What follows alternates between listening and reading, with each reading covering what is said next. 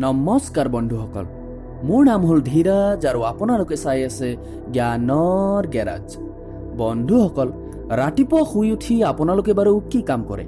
Morning walk নিশ্চয় নকৰে, আৰু যদিহে কৰে তেতিয়াহ'লে তাৰ এইকেইটা কাৰণ হ'ব পাৰে। আপুনি ডিফেন্স জবৰ প্ৰিপাৰেশ্যন কৰি আছে, নতুবা আপোনাৰ গাৰ্লফ্ৰেণ্ডে আপোনাক বয়ফ্ৰেণ্ড বুলি ক'বলৈ লাজ কৰা হৈছে কাৰণ তেওঁ আপোনাক এনেকুৱা বিচাৰে আৰু আপুনি এনেকুৱা হৈছে। নতুবা আপোনাৰ কইনা বিচাৰি ঘৰৰ মানুহে হাহাকাৰ কৰি আছে কিন্তু পোৱা নাই কাৰণ আপোনাৰ পেট ওলাইছে। নতুবা বেমাৰে আপোনাক এনেকৈ লম্ভিছে যে আপোনাৰ পৃথিৱীখন কিবা এটা ভাল লাগিবলৈ আৰম্ভ কৰিছে আৰু আপুনি মৰাতকৈ মৰ্ণিং ৱাক কৰাই ভাল বুলি বুজি পাইছে। কিন্তু বন্ধুসকল, আপুনি মৰ্ণিং ৱাক কৰক বা নকৰক, কৰিব যে লাগে সেয়া আপুনি নিশ্চয় জানে। কিন্তু জানিলেইতো সকলো কাম কৰিব নোৱাৰি।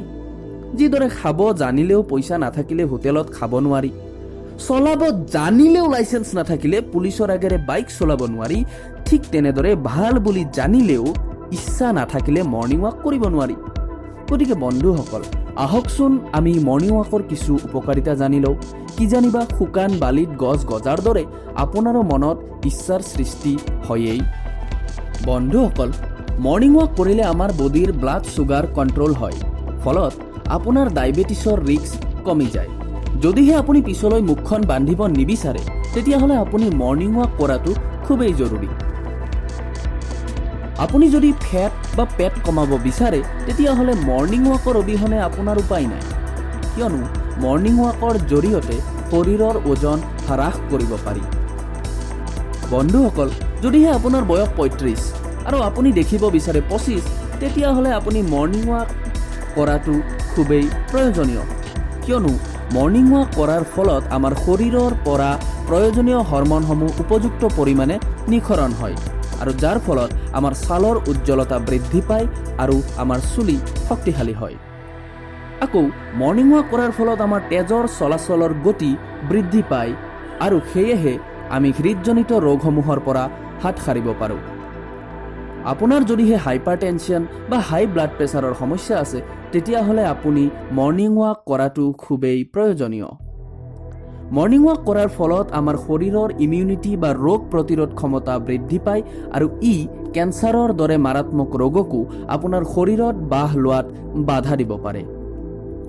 মৰ্ণিং ৱাক কৰাৰ ফলত আপুনি হতাশা, মানসিক অশান্তি আদি সমস্যাৰ পৰা হাত সৰাৰ লগতে মগজুৰ কাৰ্যক্ষমতাও বৃদ্ধি পায়। গতিকে নিজে মৰ্ণিং ৱাক কৰাৰ লগতে ল'ৰা ছোৱালীকো কৰাওক। আপুনিও টেনশ্যন ফ্ৰী হ'ব আৰু সন্তানেও পৰীক্ষাত ১০০ পাব।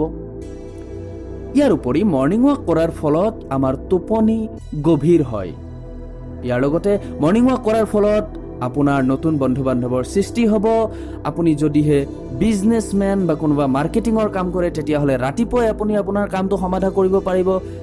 আকৌ আপুনি যদিহে ছিংগেল তেতিয়াহ'লে কি ঠিক আপুনি গাৰ্লফ্ৰেণ্ডো পাই যাব পাৰে। গতিকে বন্ধুসকল, ইমানবোৰ লাভ থকাৰ পিছতো আপুনি কিহৰ বাবে ৰৈ আছে? আজিয়েই সাজু হওক আৰু কালিৰ পৰাই আৰম্ভ কৰক মৰ্ণিং ৱাক। বন্ধুসকল, যদিহে আপোনালোকৰ ভিডিঅ'টি চাই ভাল লাগিছে তেতিয়াহ'লে লাইক কৰিব আৰু ফেচবুক, হোৱাটছআপ আদিত আমাৰ ভিডিঅ'টি শ্বেয়াৰ কৰি আমাক উৎসাহিত কৰিব। লগতে আমাৰ চেনেলটো ছাবস্ক্ৰাইব কৰিব আৰু কাষতে থকা বেল আইকনটো টিপি দিব। আজিলৈ এৰিছোঁ। মোৰ নাম হ'ল ধীৰাজ আৰু চাই থাকিব জ্ঞানৰ গেৰাজ।